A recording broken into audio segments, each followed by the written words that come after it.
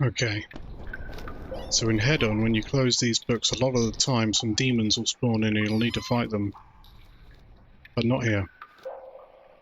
But what is always the case is when you close one of these books, the unholy seal is broken. That poor seal. So hopefully the player will know that and they'll come up here and check on the unholy seal. But ominously, this door has changed. It requires the blood key now, and this is no longer powered up. So the player hopefully thinks, well, something strange has happened. There's only one way for them to go, so they come back down. Now I was hoping that the players would head back into here to see if they missed anything, and see this. The lava had all changed with the force field, but that's not what most players did. Most players went all the way to the bottom here for some reason, and went straight in here. And they said something like, well, did I not explore this bit? And they'd come up here and be like, damn, I must have not explored this area. So, I guess people's memory of 3D space isn't as good as I was hoping it would be, but yep, they get this surprise laboratory, and they'd see this anyway. It's not the end of the world, and we've got this broken glass that I added quite late on. Let me just put this guy on the table. You don't need to go through that at all. That's an optional shortcut. There's a door over there still.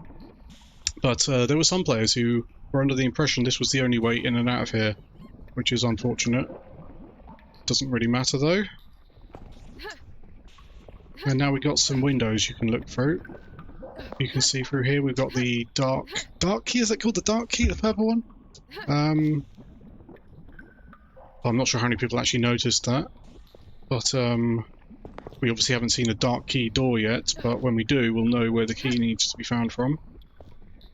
And we got the, if somebody did actually walk in through here and see this first, they would have seen that the blood key was here, and would hopefully have thought of walking around to the lab and picking that up, or breaking the window and going in through the window. It's got a bit scorched there, don't mind me.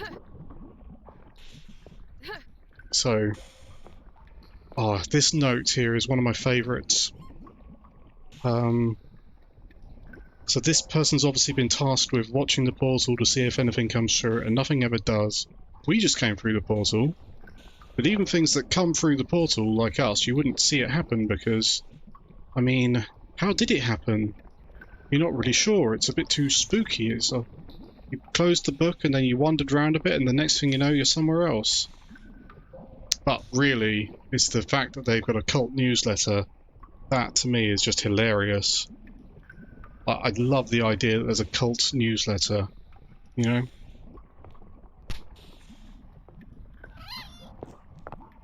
If you don't find that funny, well, I do. So we got the blood key, and we've seen the blood door, so the player's going to come back up here and they're going to try and open the door, hopefully. And this is the moment that we've all been building up to. Everything down here is built up to this. We know the Gaudy Goblin Tavern and the Icy Cliffs are out here. At least they should be. And we open the door. Now, I really loved watching the reactions of everyone who played this when they got to this point. I had some people pretty much just stop here and wait for quite a while just to soak in what just happened. People said like, oh yeah, we're gonna have some fun here. This is where the real map starts, kind of thing. And we got like straight away we're presented with a gate, golden key, so we know we're going to be exploring this area and coming back. And it's just such a stark change. The music, like, it feels like because the music starts there, that this is sort of the beginning, you know, of the map. The real beginning. The Goodest Boy. Cerberus Rescue and Rehoming Center. I've had a lot of people play this map. A surprisingly large number of people said that they felt like this could have fitted straight in with the base game, and it was sort of it would be a seamless transition. And first of all, thank you, but I don't really agree, because stuff like this, it's just thematically, this would never have been in the base game. It wouldn't have fitted with the world that Zan was building, really. This is just my I can't help myself, I love doing this sort of thing. I think it's absolutely hilarious that they've got a rehoming centre for the demonic dogs, and this sort of evil cult is perhaps not as evil as we make them out to be. Custom sprite, what do you call this thing, like little signs? And these windows up here, I made a custom texture, which is just a couple of textures from Hedon put on top of each other.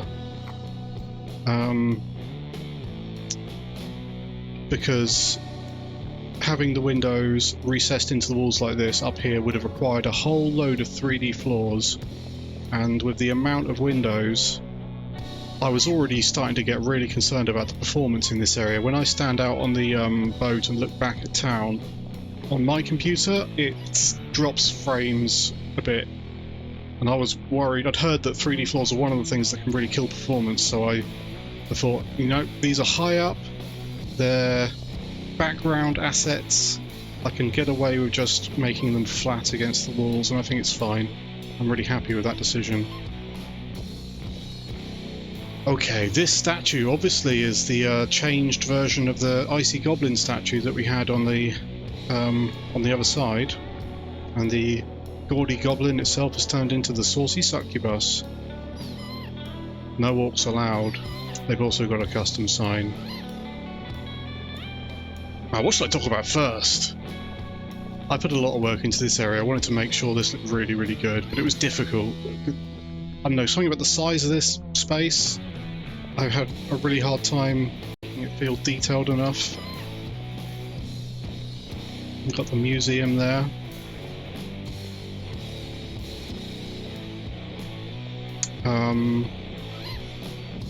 I'm not sure everybody actually realised this was supposed to be a mirror image of the other world, and I can see why, because there's not that much that's actually in common with it.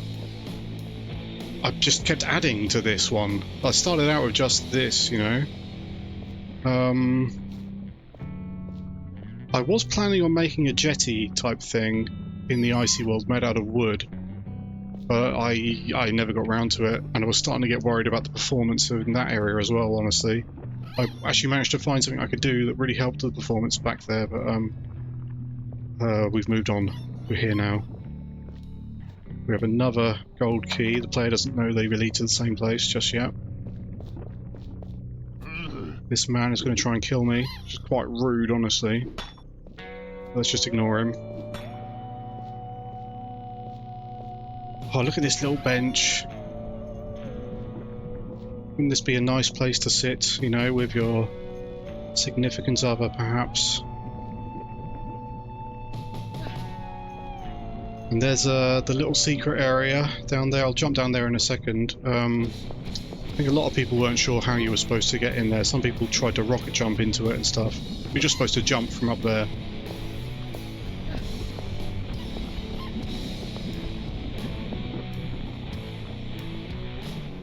I love this as well. I love the idea of this. This is where I'd come to sit. And we've got another bit of comedy here. It's a bit of a bait and switch. First of all, you feel like you're reading a really sort of pretentious poem somebody's written, and then they hit you with the more importantly, Fungo is nearly level 5. Big milestone, very exciting. They're more interested in their Dungeons and Dragons character.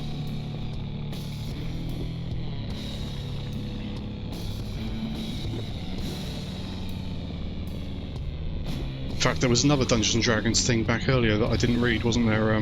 But that one didn't even give away the hint. That one, I was trying to make it seem like I was setting up an antagonist for the map, but in reality it was just somebody talking about their D&D character. Okay, I'm going to leave our little friend in this flower bed so that I can jump down here safely.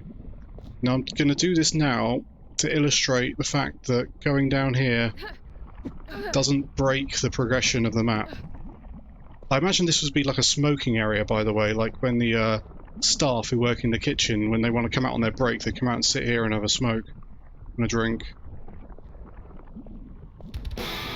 Hello?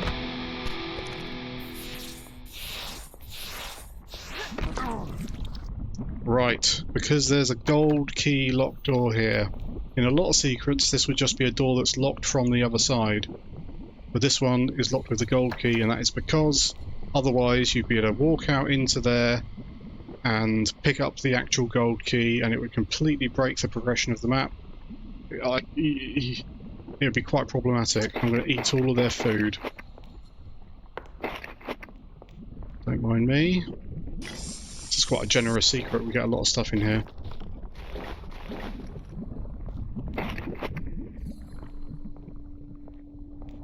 Alright, let's return. There is actually 2 different ways into this secret, by the way. I don't think a single person found the other way in, which is from up there, by the way. We'll come to that later.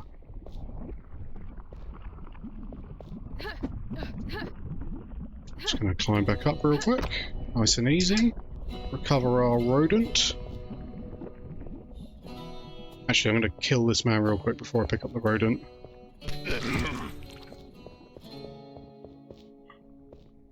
Hello, we're reunited. Now. Oh, I've got to talk about these bars. No, it's not bars, sorry, this curtain. This was pretty much the very last change I ever made after giving it to my playtester. So my original idea for this part was this was open. You came in and this was open straight away, and the player was free to walk in there and it would start the encounter, and hopefully, because all they've got is their hands, they would be completely overwhelmed and realise that they don't have any chance of beating this encounter, and would reload at a autosave point, which by the way there would have been just as you came out the door over there, and they would realise, okay, I need to go and find more resources before I go and tackle this encounter. But I chickened out and just put this curtain here, preventing people going in. I was worried that players wouldn't understand that maybe they were supposed to go and find more resources. This, by the way, this is the reason I didn't give out the axe earlier. Because if you had an axe already and you went in here, you might think you could take them on with the axe. But it would be very difficult because there's monsters shooting down at you from the high ground. Yeah, and I chickened out and I put this curtain up, and honestly I think the curtains created even more problems than it tried to solve, because now if players have thoroughly explored this area, they'll have seen there's a curtain here and that they can't go down. And later on, after you do the first encounter, I lift the curtain up. But the player has no reason to believe that that's happened. They just have to happen to check in here again and be like, oh, it's gone up. And there's no way they could know that. So I think that was a pretty big mistake, actually. I think it would have been better if I'd have closed the door here and had this bit open, so at least the player could easily see that, oh, this is open now, I can come in here. And also, it doesn't fundamentally change the problem, because the player needs to grab the claw of Beavis from the museum before they go in here, because that gives them the ammo they need for the encounter. And they can still do that. The player can still just go straight in here without grabbing that, and they kind of have a decent amount of ammo and some weapons, like an axe and a bit of Hellcore ammo, and maybe they still try and do it. I don't know. I'm not really happy with how that sequence went. I don't know how many people had a bad experience with that, but I think I just tried to make it a bit more complicated than it should have been, really. I've already... Okay, hold on a minute. We're about to go on the boat. Let's just... Okay, I'll go on the boat and then I'll end the episode. Let's talk about this armor amulet. Now, some of you might look at this and be like, I don't remember there being an armor amulet here. And that's because you probably got the armor amulet in the secret at the very beginning of the map. And if you got the armor there, this one wouldn't be here. This light armor here is as a like a help you out if you missed the one earlier sort of thing, because I mean, the encounter's kind of balanced around you having a bit of armor, and it's kind of unfair to punish someone for just not noticing the secret. But also, if I just left this here, then seeing it after you grabbed the secret would mean that you felt like, well, why did I need that armor earlier if there was just going to be one here? Now, the one at the beginning is medium and this one is light, so you do still have more armor than you would have otherwise had. But really, this may all seem a bit strange, but it's really just the kind of thing that a dungeon master would do at a tabletop RPG game, right? Like, you're trying to give out items to players so they've got a certain amount of resources, and there's some trickery involved. That's all it is, really. I'm going to stop this episode now because there's an encounter that's going to start when we go up there, and we've already had 15 minutes. Sorry. I'll see you in the next one. GG.